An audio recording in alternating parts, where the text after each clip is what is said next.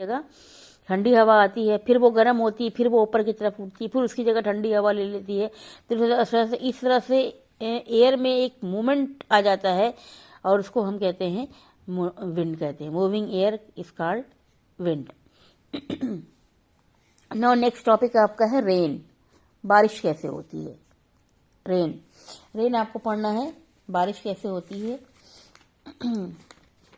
What brings the rain?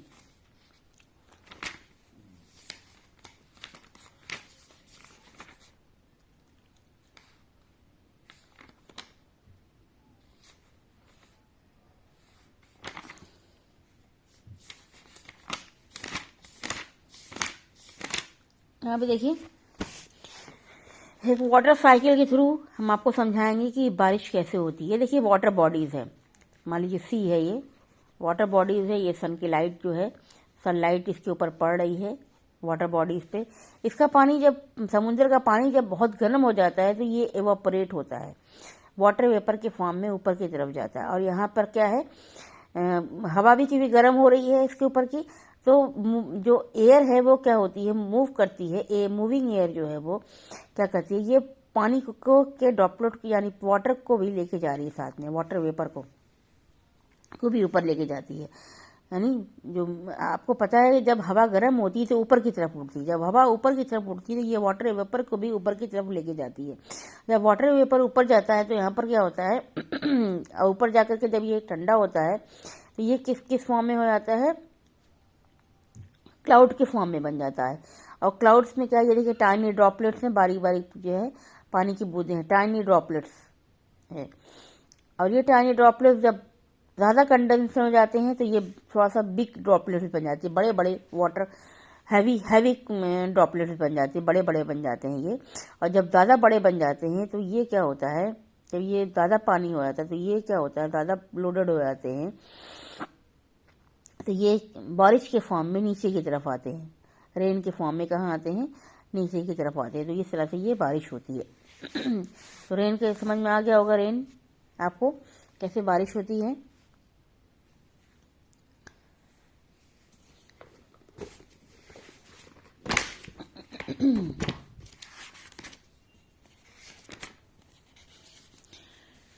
देखिए water vapour is carried by air. तो water vapour कौन लेके जाता है, एयर ले जाता है। एयर पहले क्या होती है, गर्म होती है, air gate heated, hot air rises up, गर्म एयर जो होती है ऊपर तरफ उठती है, कैरिंग वेपर्स, और वेपर को लेके जाती है। As air rises up expand the cool. जब एयर ऊपर की तरफ जाती है तो वो क्या होती है, एक्सपैंड होती है और कूल हो जाती है, ठंडी हो जाती है। Cooling cause water vapour into the air to condense. और जब हवा ठंडी होती है तो ये वाटर वेपर जो होता है वो कंडेंस हो जाता है। Condensation forms tiny droplets. और ये जब कंडेंसेशन होता है वाटर वेपर का तो वो टाइनी ड्रॉपलेट्स में कन्वर्ट हो जाती हैं। ये टाइनी ड्रॉपलेट्स जो होते हैं फिर बड़े ड्रॉपलेट्स बन जाते हैं और फिर बहुत बड़े बन जाते हैं और फिर ये है वो लोडेड हो जाते हैं। तो ये रेन के फॉर्म में नीचे के आते हैं। तो ये वाटर साइकिल इस तरह से चलती रहती है। फिर यहाँ से पानी भर जाएगा, फिर ये भाप बन करके ऊपर जाएगा, बादल बनेगा, फिर बारिश होगी। इस तरह से ये वाटर साइकिल चलती रहती है और इस तरह से बारिश होती है। तो रेन का आपका ये समझ में आ गया। अब आपको पढ़ना है air pollution.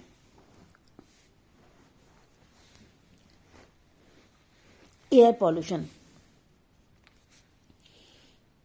You have to study about air pollution. देखिए हम आपको एयर पॉल्यूशन के बारे में पढ़ाएंगे। The presence of undesirable material in the air in such concentration which are harmful to man and his environment is known as air pollution।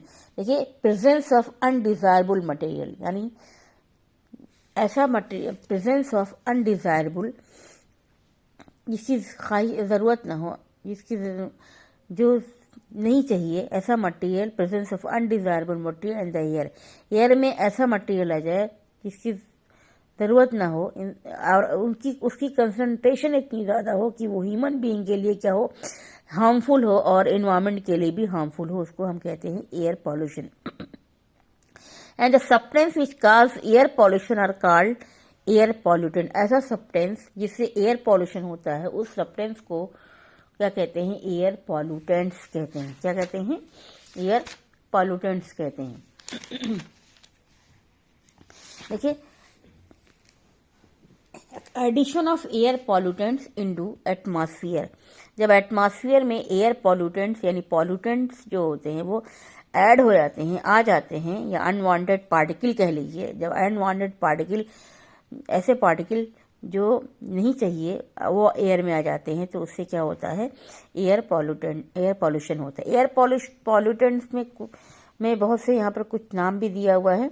Liquid भी हो सकता है, इनऑर्गेनिक सब्सटेंस हो सकता है, गैसें भी हो सकती हैं, क्लोरीन है, नाइट्रोजन है, ऑक्सीजन है, नाइट्रोजन, कार्बन डाइऑक्साइड। जब इनकी क्वांटिटी, इन गैसों की क्वांटिटी ज़्यादा हो जाए तो वो पॉल्यूटेंट्स के फॉर्म में होते हैं, वेपर से एयर पॉल्यूटेंट।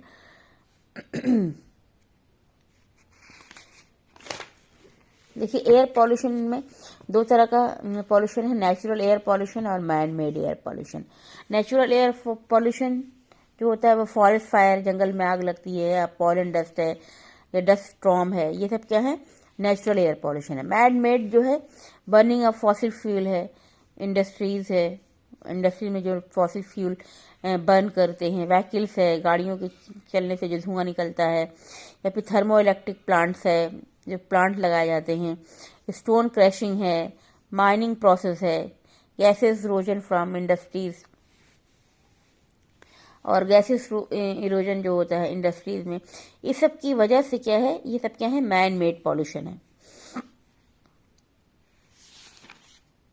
कुछ एयर पॉल्यूटेंट्स के यहाँ नाम दिए, suspended particulate matter SPM, form from nitrogen sulphate and carbon compound, form by fossil fuel and decaying organic matter.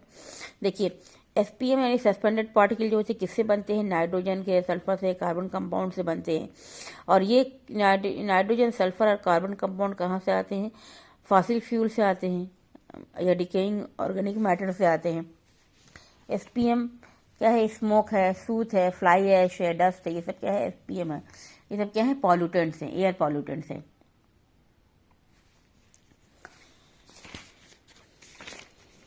देखिए, air pollution, causes of air pollution. अब आपको क्या बताना है हमको, causes of air pollution. Air pollution के causes, पहला cause क्या है, automobiles. Automobiles exhaust is an important air pollutant. ये बहुत ही, ऑटोमोबाइल जो है जब चलता है तो इसके बहुत सी इंपॉर्टेंट एयर पॉल्यूटेंट्स हैं। गैसेस लाइक कार्बन मोनोऑक्साइड है, गैस निकलती है ऑटोमोबाइल से, carbon monoxide, nitrogen oxide, ethylene, ethane etcetera, toxic pollutant. ये बहुत ही टॉक्सिक होते हैं, प्रोड्यूस होते हैं जो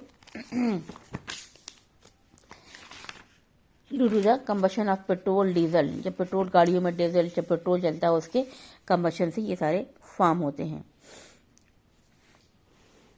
दूसरा है आपका इंडस्ट्रियल एग्जॉस्ट। इंडस्ट्री से कौन कौन से केमिकल निकलते हैं, chemical factories, paper factories, sugar factories, जो factory, petroleum refineries, steel plant, other industries cause air pollution. ये सारे इंडस्ट्रीज से क्या होता है, एयर पॉल्यूशन होता है, क्योंकि इससे बहुत सी पॉइजनस गैसें रिलीज होती है। कार्बन मोनोऑक्साइड है, कार्बन डाइऑक्साइड है, कार्बन सल्फर डाइऑक्साइड है, क्लोरीन है, नाइट्रोजन ऑक्साइड है, डिफरेंट, ये सब क्या है, हाइड्रोकार्बन है। Hydrogen fluorides are emitted from aluminium and steel plant से ये निकलते हैं। तो इसके अलावा fertiliser industries and from combustion of coal, कोयले के जलने से बहुत सी गैसें निकलती हैं, कार्बन मोनोऑक्साइड वगैरह।